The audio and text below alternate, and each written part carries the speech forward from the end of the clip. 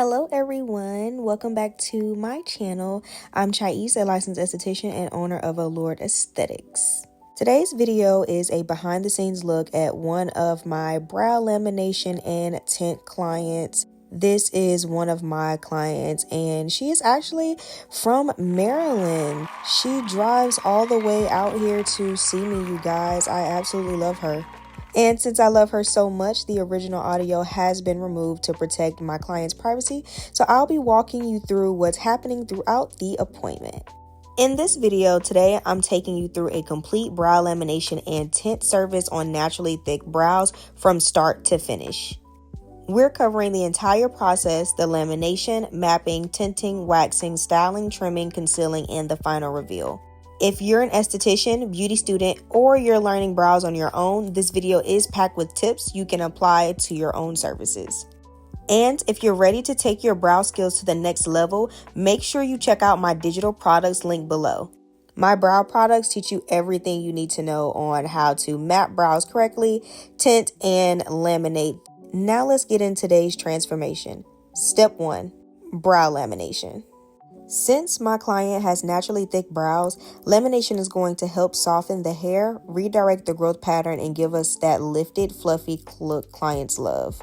One mistake I see beginners make is rushing through this process. Brow lamination isn't just about brushing hairs upward, it's about structuring the hair safely while keeping the brows healthy. Always pay attention to hair texture and processing time. Thick brows don't always mean they need the longest processing time. Take your time here. Taking your time here makes every step afterward much easier.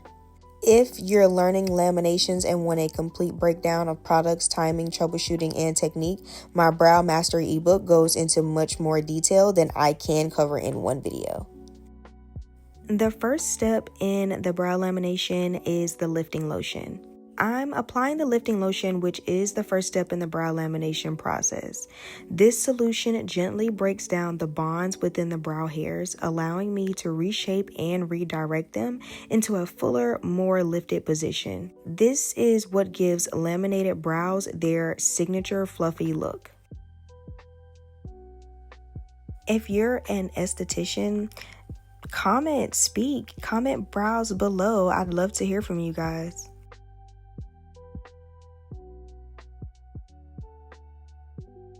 Again, you guys, there are processing times while you are completing a brow lamination, but like I said, I do have a full ebook. If you guys have any questions or concerns, everything is in my brow ebook.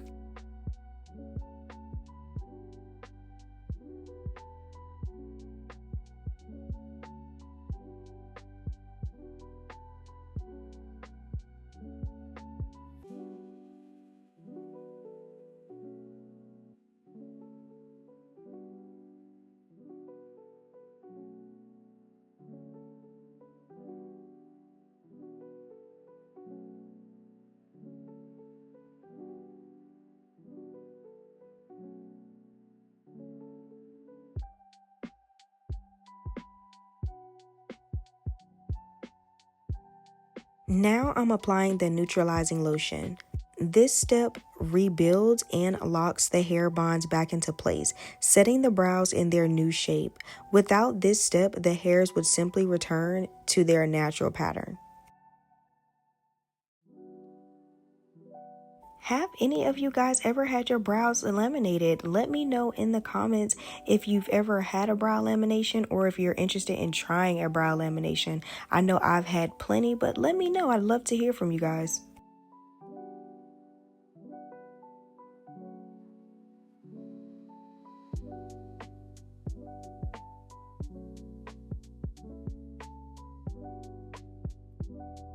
To all my new and upcoming brow artists or licensed esthetician, save this video if you are learning brow laminations. This is a great video for all of my beginner estheticians. Save this video, share, and subscribe.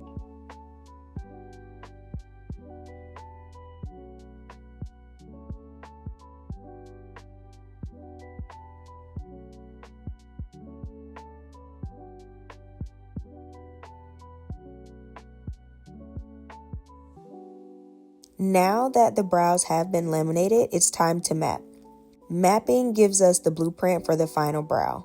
Even with thick brows, I never skip this step because lamination can make hairs appear larger and fuller than they actually are. Your map keeps you from overwaxing and helps create balance between both brows. Remember, brows are sisters, not twins. Focus on balance instead of perfection. If brow mapping is something you struggle with, definitely check out my Brow Mastery ebook. I break down my mapping process step by step so you can recreate it confidently on your own clients.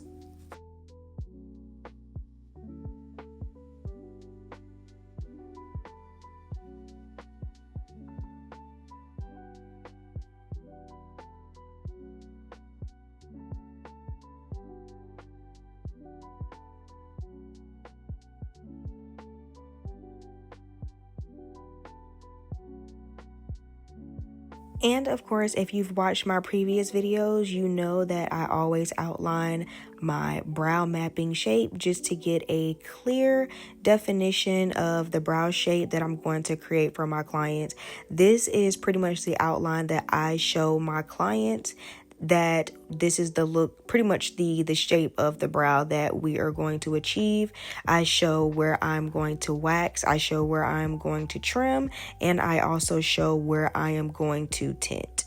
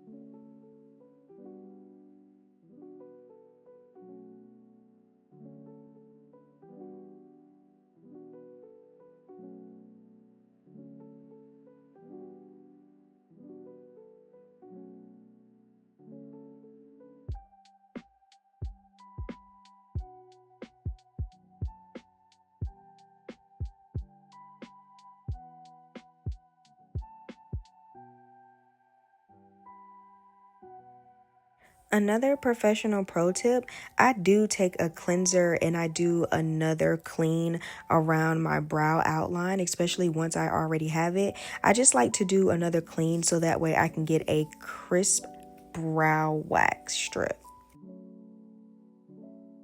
After mapping the brows, I like to do a light trim. Brow lamination makes every hair strand stand upright, so some hairs naturally extend beyond the ideal brow shape. Trimming removes only those excess lengths while preserving fullness. The goal isn't to make the brows thinner, it's to create a cleaner, more polished shape that complements the mapping and gives a refined finished result. Now we're applying tint. Tint and lamination truly go hand in hand. Lamination gives us movement. Tint gives us definition. Together, they create fuller looking brows without makeup. One thing I always pay attention to is choosing a tint that complements my client's skin tone and natural brow color. In my opinion, I think one of the biggest red flags, or pretty much what I consider a red flag while tinting, while doing brow laminations as well, within a duo service like this, the biggest thing is avoid leaving the tint on longer than it needs to. With a brow lamination, being that it already is absorbing the keratin treatment within the products, the goal is enhancement, not creating brows that look too dark or harsh. If you've ever been unsure about color selection, processing times, or getting longer lasting tint results, I cover all of that inside my Brow Mastery ebook. What's going to happen is it's going to absorb the tint as well. And it absorbs the tint much more than it would a regular tint by itself. Meaning the brow lamination helps the tint absorb faster. So instead of leaving your tint on longer than about 5 to 10 minutes. But in this instance, it is okay to leave the brow tint on for maybe about 3 to 5 minutes because it does tint fast. I think, in my opinion, a lot of beginners aren't really aware of that. And sometimes the brow lamination and tint look can come out a lot bolder than expected. And a lot of times it's just because you left the tint on longer than you should. And it does get harder to remove that tint because being that the keratin in the hair is absorbing the tint, it gets a lot harder to remove the tint from the hairs, being that they are already lifted. A lot of times, if you're just using a basic tint, it is a lot easier to remove the tint to make the brows lighter. However, this is very different with the brow lamination.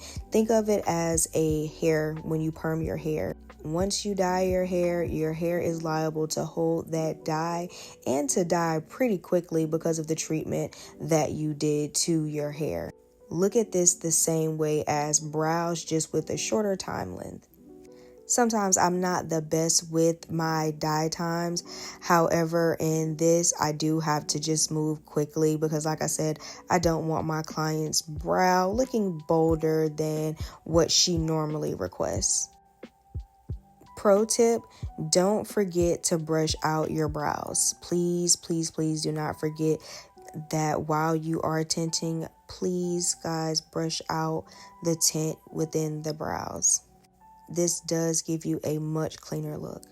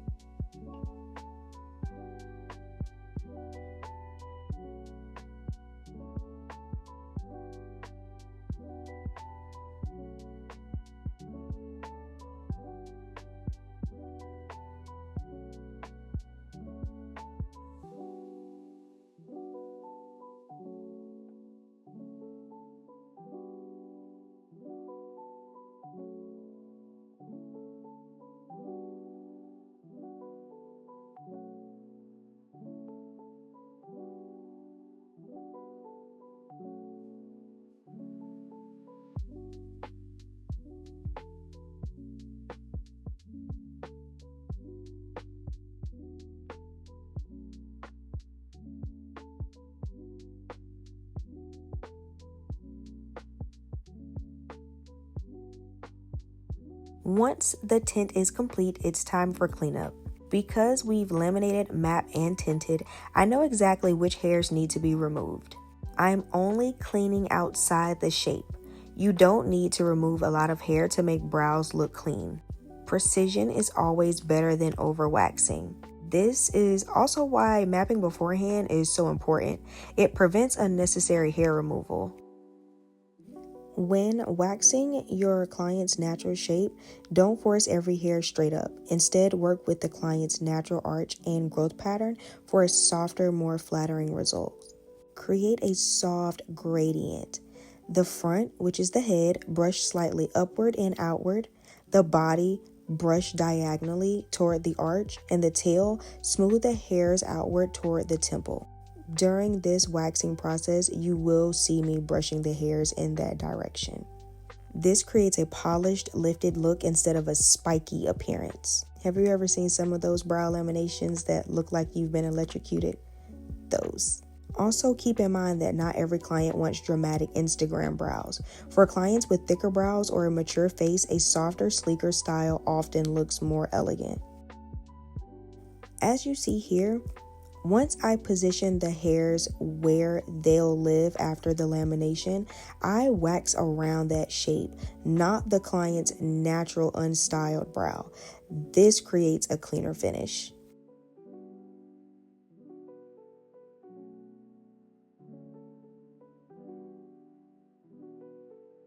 Important pro tip.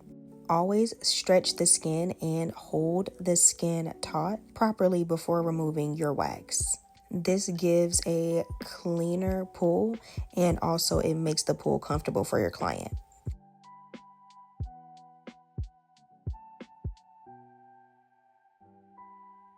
One thing that separates brow artists from professional brow artists, be mindful.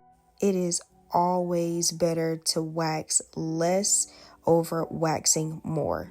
What separates brow artists from professional brow artists is restraint. You can always remove another hair, but you can't put that hair back.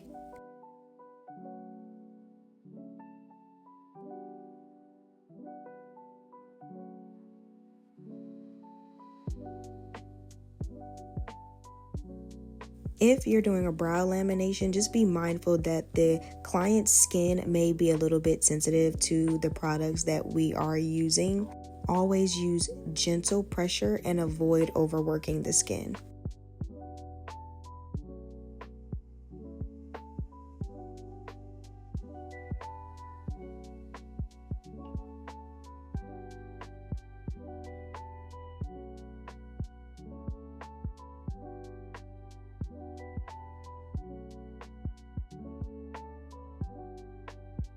I remember just in this appointment alone, I kept taking so many different step backs just to make sure the client's brow shape and the client's brows were both symmetrical as much as possible. Feel free to take as many step backs away from the client as much as possible.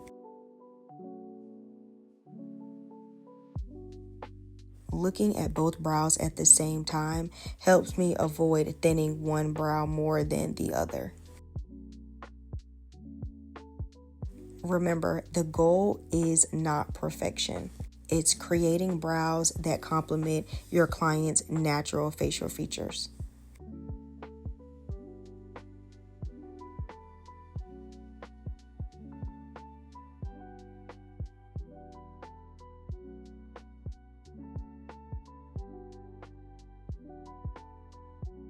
If you're finding any of these tips helpful, feel free to drop in the comments any other tips and tricks that you need me to discuss in any of our next videos. I am more than happy to break down how I do something from you guys when you comment on my videos and tell me what you need.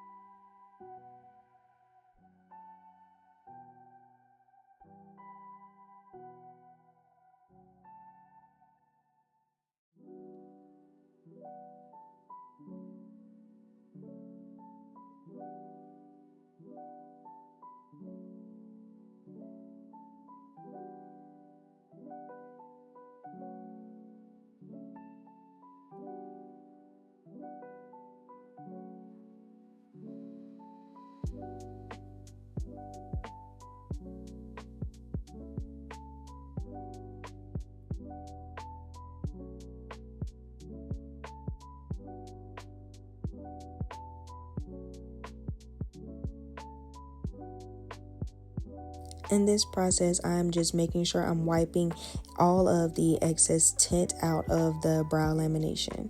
This was a hybrid dye tint, so of course it does stain the skin and the actual brow hairs.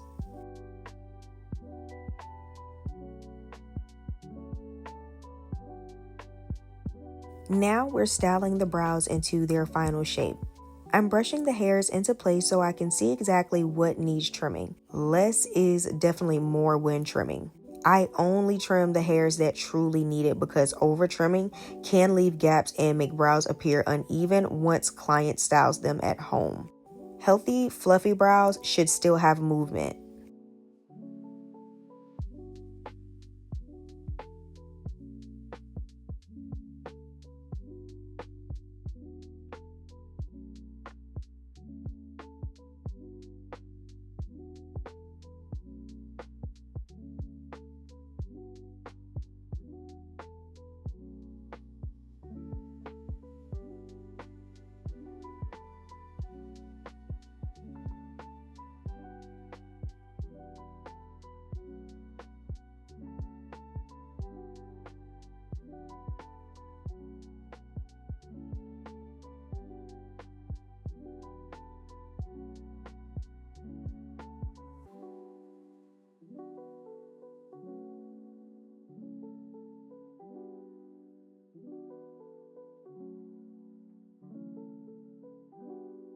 The final step is a nourishing treatment.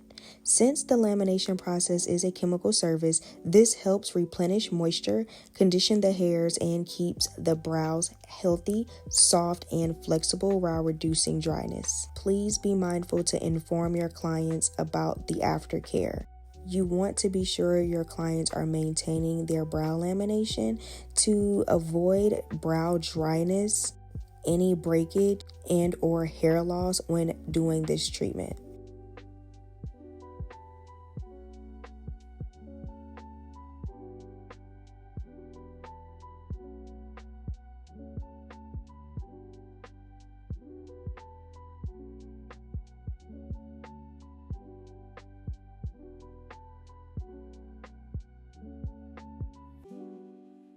After I set my brows in place, in my opinion, a brow lamination isn't truly a brow lamination unless I am finishing it off with some styling gel. So I am just adding some styling gel just to have my brows set in place. I find that my clients really love this because once they get home, they realize that their brows have really laminated so well and that it carries them out throughout the next 6 to 8 weeks through their appointment. So I love just molding the brows in place with this styling gel and then just following up with the aftercare for my clients to follow once they get home from the end of the day. My client loves the way that we achieve her brow look. She has been starting with me since the very beginning, and she's one of those clients who she doesn't like everybody touching her brows. So I can say it is really a blessing that she really entrusted me with her brow consultation and becoming her new brow artist that she now drives 4 hours to see.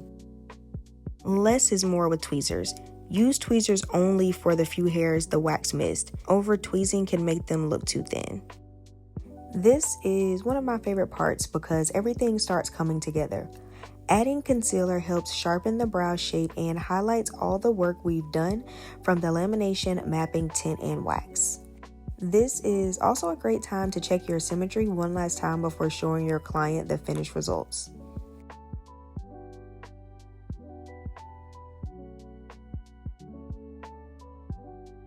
And here's my final transformation. The brows still look full and natural, but now they have definition, lift, and a polished finish. This is exactly why brow lamination and tinting are one of my favorite service combinations. I hope you enjoyed today's brow transformation. If this video helped you, don't forget to like, subscribe, and leave me a comment letting me know what brow service you'd like to see next.